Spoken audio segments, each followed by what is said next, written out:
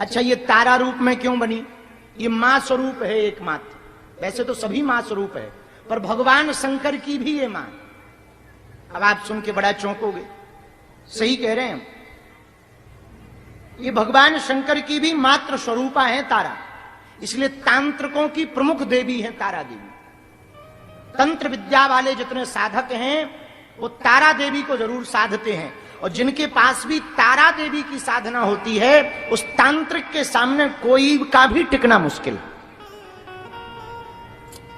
इनका अवतरण होने के अनेक कारण हैं, पर एक दो कारण हम बता देते हैं। समुद्र मंथन हुआ तो समुद्र में विष निकला, जहर। तो देवताओं ने कहा, दो पार्टियां थी, एक राक्षसों की यानी दैत्यों की, एक देवताओं की। जिसके जो पाले में निकलेगा वो उसको ग्रहण करेगा। अब देवताओं के पक्ष में आया विष, और इतना खतरनाक विष आया भैया कि वो पृथ्वी पर रख दो तो पृथ्वी जल जाए। तो फेंक सकते नहीं, यदि पृथ्वी पर फेंक देते पृथ्वी जल जाती। कालकूट नामक विष है ना। तो बोले क्या उपाय है? बोले एक ही उपाय है, इस विष का जब तक कोई पान नहीं करेगा तब तक कोई समाधान नहीं, पीना पड़ेगा। अब बताओ जहर कौन पिए? सब देवताओं ने कहा, ब्रह्मा जी बूढ़े हैं, सफेदी छा गई, दाढ़ी भी सफेद है, इन्हें पिला दो। यदि ये चले भी जाएं तो क्या लफड़ा, बुढ़ापा भी आ गया। सफेद दाढ़ी वाले जितने हैं सुनो, नहीं महाराज जी आपको नहीं कह रहे, संतों की बात नहीं, देवताओं की बात। महात्मा तो परमात्मा से भी बड़े होते हैं। तो देवताओं ने कहा सफेद दाढ़ी आ गई है, इन्हीं को पिलाओ। किसको? बोले ब्रह्मा जी को। ब्रह्मा जी के पास गए, लो भैया क्या है? बोले विष है। सबने निर्णय लिया सर्वसम्मति से कि आप पियो। ब्रह्मा जी बोले हम ही मिले थे, हम ही मिले थे पिलाने। अरे अभी हमारी फैक्ट्री बंद हो जाएगी। कौन सी फैक्ट्री? मानव बनाने की। हमारा काम है, हमारा स्पेशल प्रोजेक्ट चल रहा है, वो बंद हो जाएगा, हम नहीं पिएंगे। लो बढ़िया, ब्रह्मा जी ने मना कर दिया। कहा कि भैया कौन पिएगा? सब बोले ब्रह्मा जी। क्यों? विष्णु भगवान को पिलाओ।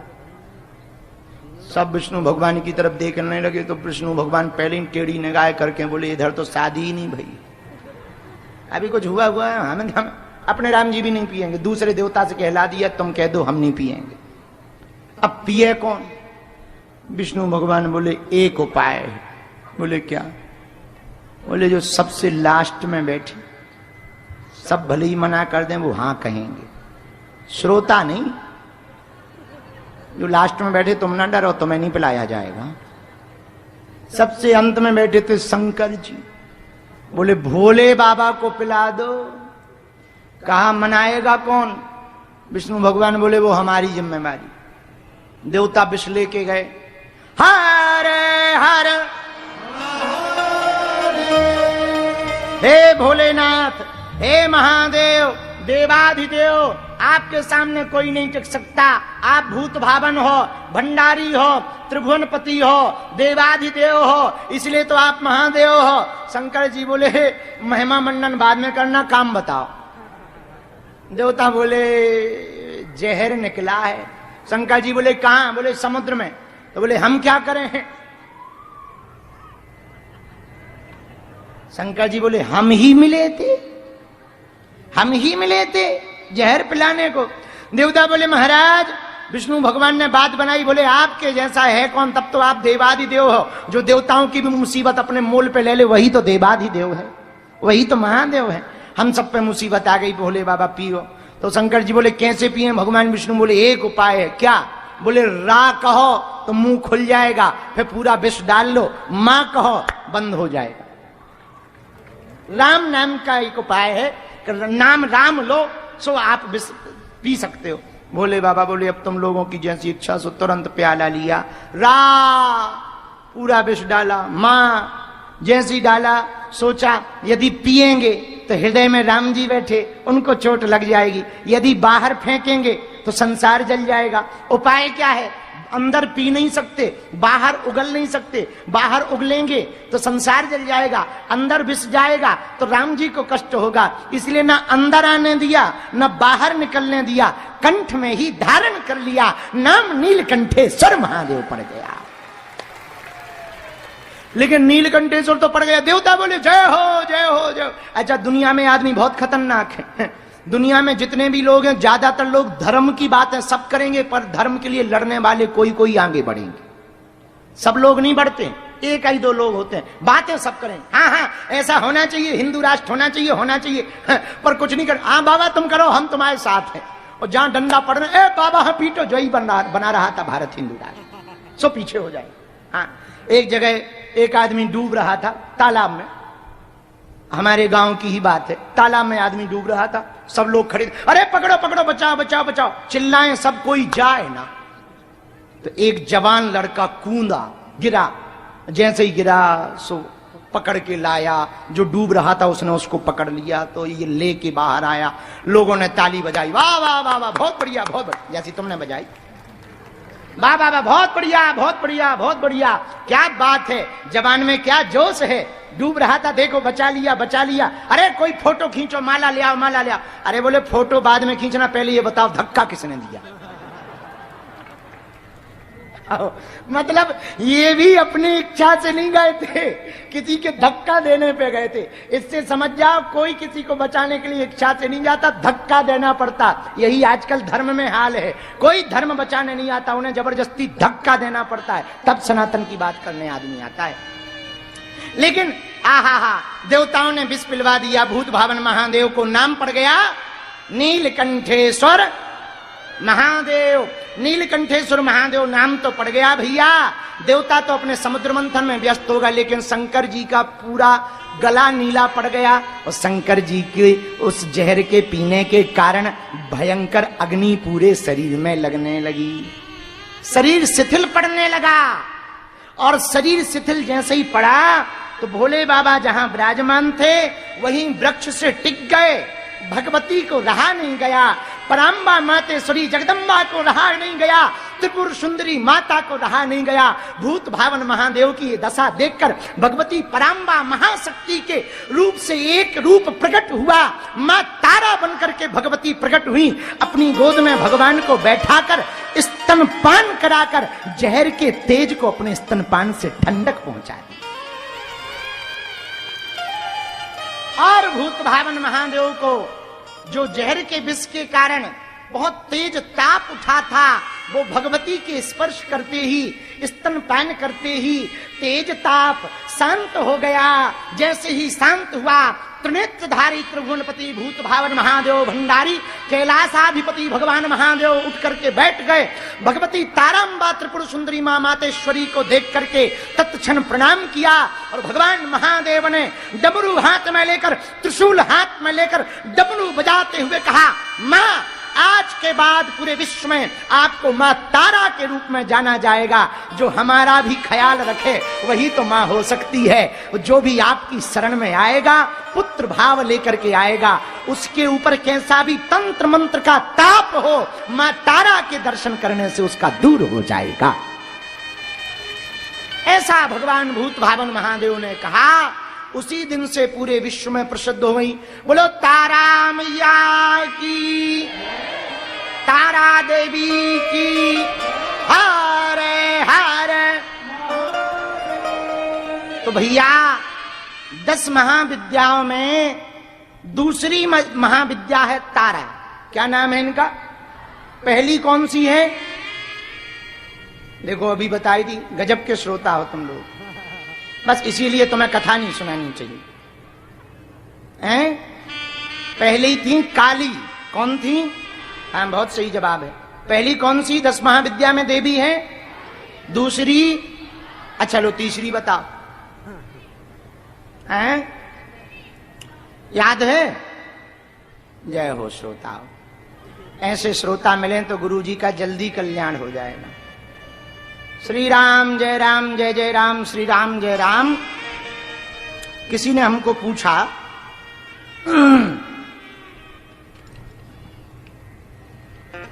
आज हम सुबह पत्र पढ़ रहे थे तो कहां गया वो, लापता हो गया क्या?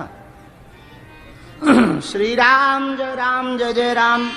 हनुमान जी महाराज की, बागेश्वर बालाजी की, सन्यासी बाबा की, दादा गुरुजी की, चमीटा वाले बाबा की, समाधि वाले बाबा की, गौ माता की। नमः पार्वती पते हर हर हर हर। हाँ, मिल गया। किसी ने आज पूछा कि नवरात्रि के पावन पर्व में आपने जो मंत्र जाप कहा वो हम कर रहे हैं, आप कृपा करके बताने का कष्ट करें गुरुजी, मंत्र जाप कैसे करना चाहिए, मंत्र जाप का प्रभाव क्या है और किस विधि से करना चाहिए, जोर जोर से करना चाहिए या धीमे धीमे। इनका नाम निरंजन है, निरंजन कुमार पटेल। सुनो, मंत्र जाप हमेशा मन में करना चाहिए। कहां करना चाहिए? मन में। भजन जोर से करना चाहिए, कीर्तन भजन जोर से। हरे रामा रामा रामा हरे हरे, हरे कृष्णा कृष्णा कृष्णा हरे। ये है कीर्तन।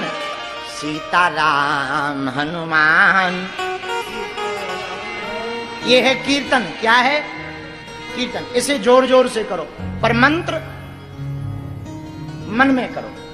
फुरे मंत्र जब करे दुराऊ, मंत्र तभी कृपा करता है जब गोपनीय रखा जाए, और जितना मंत्र गोपनीय होगा उतना फलदायी होगा। फिर आपने पूछा कि कैसा होना चाहिए? गुप्त होना चाहिए। पूछो गुप्त कैसा? पूछो। जैसे पत्नी अपने पति से प्रेम करती है पर बताती नहीं, गोपनीय रखती अपने प्रेम को। कई बार बहुत प्रकार था, जैसे वो होते ना, अब आजकल तो उनका अर्थ बदल गया। पहले के जमाने में प्रेमी प्रेमिका कहते थे, अब तो अंग्रेजी में हनुमान जी बचाएं। तो गांव में, शहरों में किसी को प्रेम किसी से हो जाए तो किसी को पता ना लगे तो वो गोपनीय रखते थे। अब पहले तार पत्र चलते थे, अब आजकल तो तार पत्र नहीं चलाता, आजकल तो व्हाट्सएप चल रहा है। जिससे प्रेम नहीं है सो उसे ब्लॉक कर देते हैं, और जिससे है सो उससे बातचीत चलती है। अच्छा, हम एक दिन मन में सोच रहे थे किसी को पढ़कर कि भला हुआ कि तार पत्र वाला समय चला गया, वरना आज के प्रेमी के प्रेम का कबूतर को ही मार डालते। किसी से गुस्सा हो जाते तो जैसे आदमी ब्लॉक नहीं कर देता है, कबूतर ही को ही मार देते कि लौट के खबर मत लाना। चल, जैसे साधारण प्रेमी प्रेमिका जब प्रेम करते हैं तो एक दूसरे के प्रति प्रेम व्यवहार को ना जागृत करने की स्थिति में कि दुनिया को पता ना लगे, छिपा कर रखते हैं। ऐसे ही साधक को अपने मंत्र को छिपा कर रखना चाहिए, गोपनीय रखना चाहिए। जैसे चोर अपने पाप को छिपाता है कि हमारी चोरी ना पकड़ी जाए, वैसे ही साधक को, अपना शिष्य को अपना गुरु मंत्र, साधक को अपना मंत्र छिपा कर रखना चाहिए। सुनो, बुरा ना मानना, 4-5 चीजें छिपा कर रखो। पूछो क्या क्या? भोजन भजन, जो मंत्र है, भोजन भजन संपदा। अब नारी तो आज के जमाने में कहेंगे तो उल्टा हो जाएगा, लोग अर्थ का अनर्थ कर देंगे, पर पहले के जमाने में हमारे दादाजी हमें पढ़ाते थे। सुनो बेटा, भोजन भजन संपदा नारी जे सब पर्दा के अधिकारी। ऐसी बनावटी बातें बोलते थे, गांव की तुकबंदी बातें। भोजन भजन संपदा यानी रुपया। गरीब हो या अमीर बताओ ना, क्योंकि अमीर होगे और तुम बताओगे तो लोग उधार मांगने आ जाएंगे, और गरीब हो ये पता लगेगा तो तुम्हारे मित्र भग जाएंगे। इसलिए संपदा को भी छिपा के रखो कितनी है, भजन मंत्र को भी छिपा के रखो कितना पावरफुल है। नारियों को अपना अंग, स्त्रियों को अपने शरीर को ढककर रखना चाहिए। बुरा ना मानना, ये बात कहने वाली नहीं है, पर आजकल तो बड़ा अर्थ का अनर्थ निकाल देते हैं, तो बड़ा संभल के बोलना पड़ता है, बड़ा संभल के बोलना पड़ता है। आजकल कह दो कि तुम्हारे कपड़े बहुत कम है, वो कहते तुम्हारी सोच ही छोटी। हाँ, किसी को कह दो बड़े छोटे कपड़े पहन रखे बहन जी, तुम्हारी सोच छोटी है, इसलिए बड़ा संभल कर बोलना पड़ता है, बुरा न मानना। माताओं बहनों का आभूषण स्वर्ण या चांदी के धातु के बने हुए आभूषण नहीं है। माताओं या बहनों का आभूषण तो उनकी लज्जा है। क्या है? बोलो बोलो, लज्जा। लज्जा ही माताओं का आभूषण है। यदि लज्जा नहीं है तो आप कितने भी आभूषण पहन लो, आपकी सौंदर्यता नहीं होगी। अब आजकल तो लोग कहते हैं मॉडर्न जमाना है, मॉडर्न जमाना है। बाबा जी तुम्हारी सोच ही उल्टी है। अब राम जी बचाए, ठीक है। तो तुमने पूछा निरंजन जी कि नाम जप कैसे करें? गुप्त करें। और दूसरा प्रश्न किया, नाम जप का प्रभाव क्या है? सुनो, नाम जप हमारा ठीक हो रहा या नहीं? सुनो, यदि बहुत ठीक नहीं हो रहा होगा तो नाम जप पे ही तुम्हें आलस आएगा, माला छूटेगी, फिर खपड़िया दर्द होगी। कई लोगों को खुजली होती माला जपते समय, और ऐसी ऐसी जगह खुजली होती है कि पीछे हाथ ही ना जाए, पता लगे पीठ में खुजली हो रही, अब वहां पे हाथ माला लिए, अब दूसरे हाथ से वो कर। कुछ हमने ऐसे नाम जपी देखे हैं धाम पे। हमारे यहाँ कुछ बच्चे माला लेने लगे, बाकी तो सब ठड़ूला है। कुछ बच्चे माला लेने लगे हैं, बाकी सब तो ठीक ही है। तो कुछ बच्चे माला लेते हैं, हमने देखते रहते हैं, दीवाल में टिके रहते। तो एक ऐसे ऐसे कर रहा था, हमें लगा देवता भर गया, तो हमने हिलाया, हम कहा क्या बात है? अब लगा, हम कहे बेटे ये कर क्या रहे हो, देवता है क्या? बोले नहीं, खुजली है। आओ ऐसे खुजली मिटा। तो नाम जब गुप्त करो। दूसरी बात, गुप्त उसका प्रभाव क्या? आपके दुर्गुण शून्य हो जाएं, दुराचार की भावना शून्य हो जाए, वासना के विचार शून्य हो जावे, कुभाव आना शून्य हो जावे, मत्सर खत्म हो जाए। ये मत्सर क्या है? एक होता मच्छर, एक होता मत्सर। मच्छर काटे, अलाउड जला लो, मच्छर नहीं काटेगा। पर ये मत्सर बाहर से नहीं काटता, भीतर से काटता। मच्छर बाहर से काटता है, मत्सर अंदर से। मत्सर का मतलब ईर्षा, देख ना सकहीं पराई विभूति, दूसरों की प्रसन्नता ना देख पाना, ये मत्सर है। और ज्यादा लोगों को ये काटता ही है। क्या उपाय है? नाम जप करो। यदि आप नाम जप करोगे तो आपका मत्सर मिट जाएगा। आप नाम जप करोगे, कुविचार मिट जाएगा। आप नाम जप बहुत करोगे, आपकी दुर्वासना, वासना का भाव कम हो जाएगा। भैया नाम जप तब सिद्ध है जब तुम्हारे दुर्गुण सद्गुण में बदल जाएं, वासना उपासना में बदल जाए, साधन साधना में बदल जावे, और तुम्हारी जीवात्मा महात्मा में परिवर्तित हो जाए।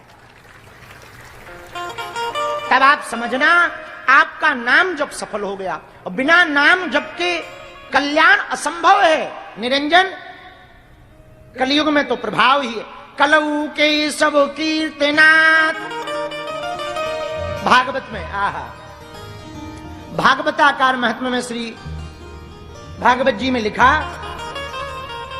यत् फलम नास्ति तपसा न योगेन समाधिना और तत्फलम लभते सम्यक कलऊ के सौ कीर्तना। भागवत जी के अंत में 12वें स्कंद में कह रहे हैं व्यास जी, नाम संकीर्तनम यस्य सर्व पाप प्रणाशनम। भगवान नाम का संकीर्तन करने से जैसे अग्नि में कोई वस्तु डाल देने से वस्तु नष्ट हो जाती है, वैसे ही कलयुग में भगवान का नाम ले लेने से पाप नष्ट हो जाते हैं। और ये बात हम नहीं कह रहे हैं, भागवत जी भर नहीं कह रही, सब ग्रंथ कह रहे हैं। अंत में तो गोस्वामी जी ने भी कहा, एहा कलयुग केवल नाम आधार, सुमर सुमर नर उतरी। एहा कलयुग केवल नाम आधार, सुमर सुमर नर उतरी। एहा कलयुग केवल हरि गुण गा,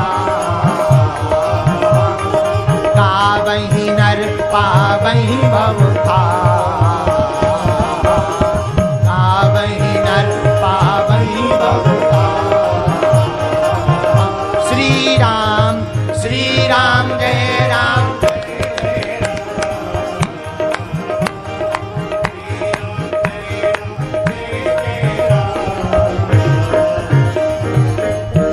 तुलसीदास जी कह रहे हैं, आहा कलयुग केवल नाम आधारा, सुमर सुमर नर उतरहि पारा।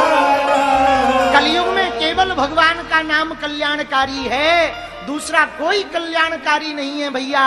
और आप यदि कलयुग में नाम जप करोगे तो आपका कल्याण होकर के ही रहेगा। हमारे बुंदेलखंड के एक संत सुनाते थे बहुत अच्छी बात। बोले सुनो, बालू की भींट धुआं को मंदिर, बालू की दीवार, भींट मतलब दीवार, बुंदेली शब्द है भींट। बुंदेली शब्द में भींट कहते हैं और उसको कहते दीवार। जानते हो, जानते हो ना? बालू की दीवार, धुआं का मंदिर, ओछे की प्रीत कबे निभाई है। बालू की भींट, धुआं का मंदिर, ओछे की प्रीत कबे निभाई है। तुम राम के नाम को जाप करो, फिर बाप के बाप को दूर दई है।